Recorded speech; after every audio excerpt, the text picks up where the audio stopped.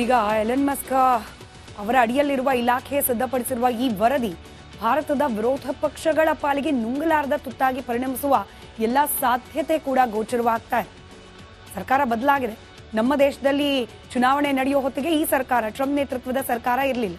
Trump ನೇತೃತ್ವದ ಸರ್ಕಾರದಲ್ಲಿ Elon Musk ಕೂಡ ಒಂದು ಜವಾಬ್ದಾರಿಯುತ ಸಚಿವ ಸ್ಥಾನವನ್ನು ನಿಭಾಯಿಸಿದ್ದಾರೆ. ಅವರ ಇಲಾಖೆ, ಅವರ ಅಧೀನದಲ್ಲಿ ಬರುವ ಇಲಾಖೆಯಿಂದ ಈ ಪ್ರಕಟಣೆ ಹೊರಬರ್ತಾ ಇದೆ.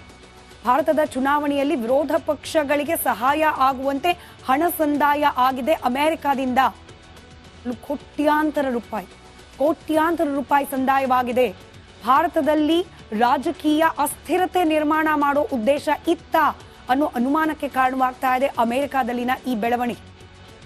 ಪ್ರಧಾನಿ ಮೋದಿ ವಿರೋಧಿಗಳಿಗೆ ಅಮೆರಿಕಾದಿಂದ ಹಣ ಸಂದಾಯ ಆಗಿರುವ ಬಗ್ಗೆ ಅನುಮಾನ ಬಲವಾಗ್ತಾ ಇದೆ. ಉದ್ದೇಶ ಇಷ್ಟೇ, ಭಾರತದಲ್ಲಿ ರಾಜಕೀಯ ಅಸ್ಥಿರತೆಯನ್ನ ಸೃಷ್ಟಿ ಮಾಡೋದಷ್ಟೇನಾ?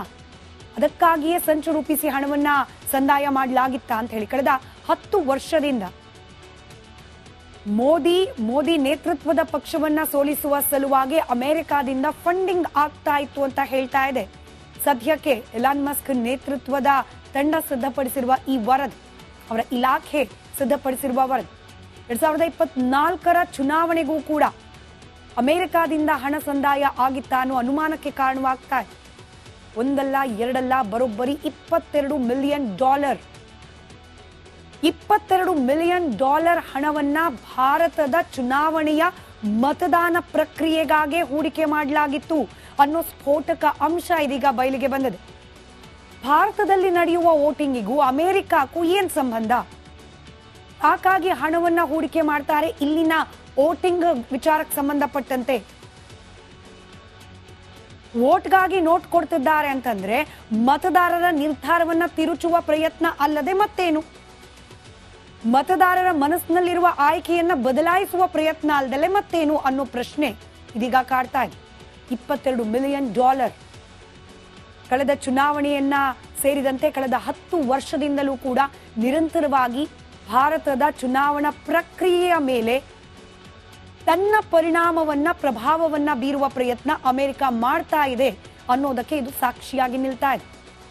ಅಮೆರಿಕದಿಂದ ಭಾರತಕ್ಕೆ ಈ ಪ್ರಮಾಣದಲ್ಲಿ ಹರಿದು ಬಂದ ಹಣ ಎಲ್ಲಿ ವೆಚ್ಚ ಆಯಿತು, ಯಾರ ಕೈ ಸೇರ್ತು, ಯಾವ ಪಕ್ಷದ ಕೈ ಸೇರ್ತು, ಅದಾದ ನಂತರ ಎಲ್ಲೆಲ್ಲ ವಿಂಗಡಣೆ ಆಯಿತು, ಹಣ ಯಾವ ಕಾರಣಕ್ಕೆ ಉಪಯೋಗ ಆಯಿತು, ಅನೇಕ ಪ್ರಶ್ನೆಗಳಿಗೆ ಎಡೆ ಮಾಡಿಕೊಡ್ತಾ ಇದೆ. ಭಾರತದ ಚುನಾವಣಾ ಪ್ರಕ್ರಿಯೆಗೆ ಹಾಗಾದ್ರೆ ಹೊರಗಿನಿಂದ ಹಸ್ತಕ್ಷೇಪ ಅನ್ನೋ ಆರೋಪ ಸತ್ಯಾನ? ಇದನ್ನ ಅಲ್ಲಗಳೆಯಲಿಕ್ಕೆ ಸಾಧ್ಯನ? ಯಾರು ಲಾಭ ಪಡ್ಕೊಂಡ್ರು ಅಮೆರಿಕದ ದುಡ್ಡಿನಿಂದ? ವಿರೋಧ ಪಕ್ಷಗಳಿಗೇನೆ ಹಣ ಸಂದಾಯ ಆಗಿರಬಹುದು ಅನ್ನೋ ಅನುಮಾನಕ್ಕೆ ಕಾರಣ ಏನು? ಸಹಜವಾಗಿ ಯಾವ ಪಕ್ಷದ ಕೈಯಲ್ಲಿ ಚುನಾವಣೆಗೆ ಮುಂಚೆ ಅಧಿಕಾರ ಇರುತ್ತೆ ಆ ಪಕ್ಷವನ್ನ ಸೋಲಿಸುವ ಸಲುವಾಗಿ ವಿರೋಧಿಗಳಿಗೆ ಹಣವನ್ನ ನೀಡಲಾಗುತ್ತೆ. ಆಡಳಿತ ಪಕ್ಷಕ್ಕೆ ಫಂಡಿಂಗ್ ಆಗೋದು, ಗೆಲ್ಲುವ ಸಲುವಾಗಿ ಆಗೋ ಫಂಡಿಂಗ್ ಬೇರೆ. ಆದ್ರೆ ಈ ರೀತಿ ಚುನಾವಣಾ ಪ್ರಕ್ರಿಯೆ ಮೇಲೆ ವ್ಯತಿರಿಕ್ತ ಪರಿಣಾಮ ಬೀರಬೇಕು ಅನ್ನೋ ಕಾರಣಕ್ಕೆ ಆಗೋ ಫಂಡಿಂಗ್ ಬೇರೆ. ಹಾಗೆ ಲೆಕ್ಕ ಹಾಕಿದ ಸಂದರ್ಭದಲ್ಲಿ ಸಹಜವಾಗಿ ಇಂಥ ವಾಮ ಮಾರ್ಗದ ನೆರವು ಸಿಗೋದು ಆಡಳಿತ ಪಕ್ಷಕ್ಕಿಂತ ಹೆಚ್ಚಾಗಿ ವಿರೋಧ ಪಕ್ಷಗಳಿಗೆ ಹೆಚ್ಚು. ಉದಾಹರಣೆಗೆ ನೆರೆಯ ಬಾಂಗ್ಲಾದೇಶದಲ್ಲಿ ಸೃಷ್ಟಿಯಾದ ರಾಜಕೀಯ ಅಸ್ಥಿರತೆ, ಅರಾಜಕತೆ, ಅಲ್ಲಿದ್ದ ವಿರೋಧಿಗಳಿಗೆ, ಆಡಳಿತ ಪಕ್ಷದ ವಿರೋಧಿ ಗುಂಪುಗಳಿಗೆ ಫಂಡಿಂಗ್ ಆಯಿತು ಅನ್ನೋ ಆರೋಪ. ಭಾರತ ಹಾಗೆ ಬಾಂಗ್ಲಾದೇಶ ಸೇರಿದಂತೆ ಹಲವು ದೇಶಗಳಿಗೆ ಇದೇ ರೀತಿಯಲ್ಲಿ ಅಮೆರಿಕಾದಿಂದ ಹಣ ಹಂಚಿಕೆ ಆಗಿರುವುದು, ಆ ಹಣ ಹಂಚಿಕೆಯಿಂದ ಆಯಾ ದೇಶಗಳಲ್ಲಿ ರಾಜಕೀಯ ಸ್ಥಿತ್ಯಂತರಗಳಾಗಿರೋದು ಇತಿಹಾಸದ ಪುಟಗಳಲ್ಲಿ ಬಹಳ ನಿಚ್ಚಳವಾಗಿದೆ.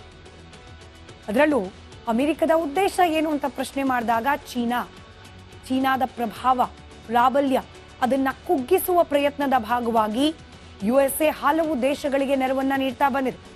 ಬಾಂಗ್ಲಾದೇಶದಲ್ಲಿ ರಾಜಕೀಯ ಅಸ್ಥಿರತೆ ಮಾಡಿದ್ದು ಕೂಡ ಅಮೆರಿಕದ ಫಂಡಿಂಗ್. ಅಫ್ಘಾನಿಸ್ತಾನದಲ್ಲಿ ಅಶ್ರಫ್ ಘನಿ ಬದಲಿಗೆ ತಾಲಿಬಾನ್ಗೆ ನೆರವನ್ನ ನೀಡಿತು ಅನ್ನೋ ಆರೋಪ. ಇರಾನ್ ಅನ್ನ ಹತ್ತಿಕ್ಕೋಕೆ ಇರಾಕ್ಗೆ ಅಮೆರಿಕ ನಿರಂತರವಾಗಿ ಹಣ ಸಹಾಯ ಮಾಡಿದ ಉದಾಹರಣೆ. ಇದೀಗ ಭಾರತವನ್ನ ಹತ್ತಿಕ್ಕೋಕೆ ಪಾಕಿಸ್ತಾನದ ಪರವಾಗಿ ಅಮೆರಿಕ ನಿಂತಿದ್ದ ವಿಚಾರ. ಸದ್ಯಕ್ಕೆ ಭಾರತದಲ್ಲಿ ಮತದಾನ ಪ್ರಕ್ರಿಯೆ ಮೇಲೆ ಪರಿಣಾಮವನ್ನು ಬೀರಲಿಕ್ಕೆ $22 ಮಿಲಿಯನ್ ವ್ಯಯ ಮಾಡಲಾಗಿದೆ. ಮೋದಿಯನ್ನ ವಿರೋಧಿಸುವ ರಾಜಕೀಯ ಪಕ್ಷಗಳಿಗೆ ಹಣ ಸಂದಾಯ ಆಗಿದೆ ಅಂತ ಹೇಳಿ ಎಲನ್ ಮಸ್ಕ್ ನೇತೃತ್ವದ ಡಿಪಾರ್ಟ್ಮೆಂಟ್ ಆಫ್ ಗವರ್ನಮೆಂಟ್ ಎಫಿಷಿಯನ್ಸಿ ಈಗ ಎಲನ್ ಮಸ್ಕ್ ಅವರ ಅಡಿಯಲ್ಲಿರುವ ಇಲಾಖೆ ಸಿದ್ಧಪಡಿಸಿರುವ ಈ ವರದಿ ಭಾರತದ ವಿರೋಧ ಪಕ್ಷಗಳ ಪಾಲಿಗೆ ನುಂಗಲಾರದ ತುತ್ತಾಗಿ ಪರಿಣಮಿಸುವ ಎಲ್ಲ ಸಾಧ್ಯತೆ ಕೂಡ ಗೋಚರವಾಗ್ತಾ ಇದೆ. ಸರ್ಕಾರ ಬದಲಾಗಿದೆ. ನಮ್ಮ ದೇಶದಲ್ಲಿ ಚುನಾವಣೆ ನಡೆಯೋ ಹೊತ್ತಿಗೆ ಈ ಸರ್ಕಾರ, ಟ್ರಂಪ್ ನೇತೃತ್ವದ ಸರ್ಕಾರ ಇರಲಿಲ್ಲ. ಟ್ರಂಪ್ ನೇತೃತ್ವದ ಸರ್ಕಾರದಲ್ಲಿ ಎಲನ್ ಮಸ್ಕ್ ಕೂಡ ಒಂದು ಜವಾಬ್ದಾರಿಯುತ ಸಚಿವ ಸ್ಥಾನವನ್ನು ನಿಭಾಯಿಸಿದ್ದಾರೆ. ಅವರ ಇಲಾಖೆ, ಅವರ ಅಧೀನದಲ್ಲಿ ಬರುವ ಇಲಾಖೆಯಿಂದ ಈ ಪ್ರಕಟಣೆ ಹೊರಬರ್ತಾ ಇದೆ. ಭಾರತದ ಚುನಾವಣೆಯಲ್ಲಿ ವಿರೋಧ ಪಕ್ಷಗಳಿಗೆ ಸಹಾಯ ಆಗುವಂತೆ ಹಣ ಸಂದಾಯ ಆಗಿದೆ ಅಮೆರಿಕಾದಿಂದ. ಕೋಟ್ಯಾಂತರ ರೂಪಾಯಿ ಸಂದಾಯವಾಗಿದೆ. ಭಾರತದಲ್ಲಿ ರಾಜಕೀಯ ಅಸ್ಥಿರತೆ ನಿರ್ಮಾಣ ಮಾಡೋ ಉದ್ದೇಶ ಇತ್ತ ಅನ್ನೋ ಅನುಮಾನಕ್ಕೆ ಕಾರಣವಾಗ್ತಾ ಇದೆ ಅಮೆರಿಕಾದಲ್ಲಿನ ಈ ಬೆಳವಣಿಗೆ. ಪ್ರಧಾನಿ ಮೋದಿ ವಿರೋಧಿಗಳಿಗೆ ಅಮೆರಿಕಾದಿಂದ ಹಣ ಸಂದಾಯ ಆಗಿರುವ ಬಗ್ಗೆ ಅನುಮಾನ ಬಲವಾಗ್ತಾ ಇದೆ. ಉದ್ದೇಶ ಇಷ್ಟೇ, ಭಾರತದಲ್ಲಿ ರಾಜಕೀಯ ಅಸ್ಥಿರತೆಯನ್ನ ಸೃಷ್ಟಿ ಮಾಡೋದಷ್ಟೇನಾ? ಅದಕ್ಕಾಗಿಯೇ ಸಂಚು ರೂಪಿಸಿ ಹಣವನ್ನ ಸಂದಾಯ ಮಾಡಲಾಗಿತ್ತ ಅಂತ ಹೇಳಿ ಕಳೆದ 10 ವರ್ಷದಿಂದ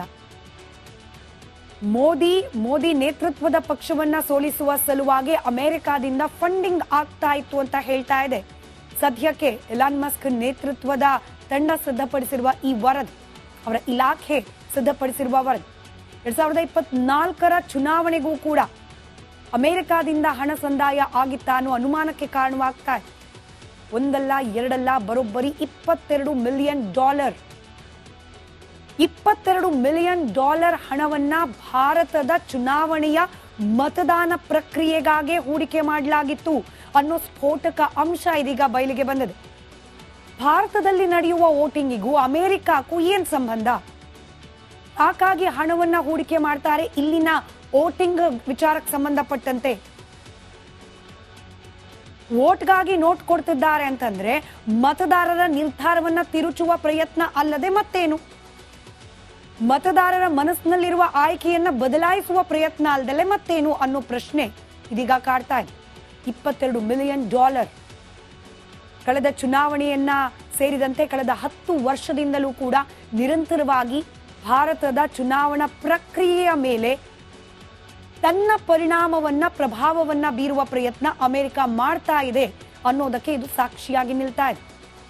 ಅಮೆರಿಕದಿಂದ ಭಾರತಕ್ಕೆ ಈ ಪ್ರಮಾಣದಲ್ಲಿ ಹರಿದು ಬಂದ ಹಣ ಎಲ್ಲಿ ವೆಚ್ಚ ಆಯಿತು, ಯಾರ ಕೈ ಸೇರ್ತು, ಯಾವ ಪಕ್ಷದ ಕೈ ಸೇರ್ತು, ಅದಾದ ನಂತರ ಎಲ್ಲೆಲ್ಲ ವಿಂಗಡಣೆ ಆಯಿತು, ಹಣ ಯಾವ ಕಾರಣಕ್ಕೆ ಉಪಯೋಗ ಆಯಿತು, ಅನೇಕ ಪ್ರಶ್ನೆಗಳಿಗೆ ಎಡೆ ಮಾಡಿಕೊಡ್ತಾ ಇದೆ. ಭಾರತದ ಚುನಾವಣಾ ಪ್ರಕ್ರಿಯೆಗೆ ಹಾಗಾದ್ರೆ ಹೊರಗಿನಿಂದ ಹಸ್ತಕ್ಷೇಪ ಅನ್ನೋ ಆರೋಪ ಸತ್ಯನ? ಇದನ್ನ ಅಲ್ಲಗೆಳಿಲಿಕ್ಕೆ ಸಾಧ್ಯನ? ಯಾರು ಲಾಭ ಪಡ್ಕೊಂಡ್ರು ಅಮೆರಿಕದ ದುಡ್ಡಿನಿಂದ? ವಿರೋಧ ಪಕ್ಷಗಳಿಗೇನೆ ಹಣ ಸಂದಾಯ ಆಗಿರಬಹುದು ಅನ್ನೋ ಅನುಮಾನಕ್ಕೆ ಕಾರಣ ಏನು? ಸಹಜವಾಗಿ ಯಾವ ಪಕ್ಷದ ಕೈಯಲ್ಲಿ ಚುನಾವಣೆಗೆ ಮುಂಚೆ ಅಧಿಕಾರ ಇರುತ್ತೆ ಆ ಪಕ್ಷವನ್ನ ಸೋಲಿಸುವ ಸಲುವಾಗಿ ವಿರೋಧಿಗಳಿಗೆ ಹಣವನ್ನ ನೀಡಲಾಗುತ್ತೆ. ಆಡಳಿತ ಪಕ್ಷಕ್ಕೆ ಫಂಡಿಂಗ್ ಆಗೋದು, ಗೆಲ್ಲುವ ಸಲುವಾಗಿ ಆಗೋ ಫಂಡಿಂಗ್ ಬೇರೆ. ಆದ್ರೆ ಈ ರೀತಿ ಚುನಾವಣಾ ಪ್ರಕ್ರಿಯೆ ಮೇಲೆ ವ್ಯತಿರಿಕ್ತ ಪರಿಣಾಮ ಬೀರಬೇಕು ಅನ್ನೋ ಕಾರಣಕ್ಕೆ ಆಗೋ ಫಂಡಿಂಗ್ ಬೇರೆ. ಹಾಗೆ ಲೆಕ್ಕ ಹಾಕಿದ ಸಂದರ್ಭದಲ್ಲಿ ಸಹಜವಾಗಿ ಇಂಥ ವಾಮ ಮಾರ್ಗದ ನೆರವು ಸಿಗೋದು ಆಡಳಿತ ಪಕ್ಷಕ್ಕಿಂತ ಹೆಚ್ಚಾಗಿ ವಿರೋಧ ಪಕ್ಷಗಳಿಗೆ ಹೆಚ್ಚು. ಉದಾಹರಣೆಗೆ ನೆರೆಯ ಬಾಂಗ್ಲಾದೇಶದಲ್ಲಿ ಸೃಷ್ಟಿಯಾದ ರಾಜಕೀಯ ಅಸ್ಥಿರತೆ, ಅರಾಜಕತೆ, ಅಲ್ಲಿದ್ದ ವಿರೋಧಿಗಳಿಗೆ, ಆಡಳಿತ ಪಕ್ಷದ ವಿರೋಧಿ ಗುಂಪುಗಳಿಗೆ ಫಂಡಿಂಗ್ ಆಯಿತು ಅನ್ನೋ ಆರೋಪ. ಭಾರತ ಹಾಗೆ ಬಾಂಗ್ಲಾದೇಶ ಸೇರಿದಂತೆ ಹಲವು ದೇಶಗಳಿಗೆ ಇದೇ ರೀತಿಯಲ್ಲಿ ಅಮೆರಿಕಾದಿಂದ ಹಣ ಹಂಚಿಕೆ ಆಗಿರುವುದು. ಆ ಹಣ ಹಂಚಿಕೆಯಿಂದ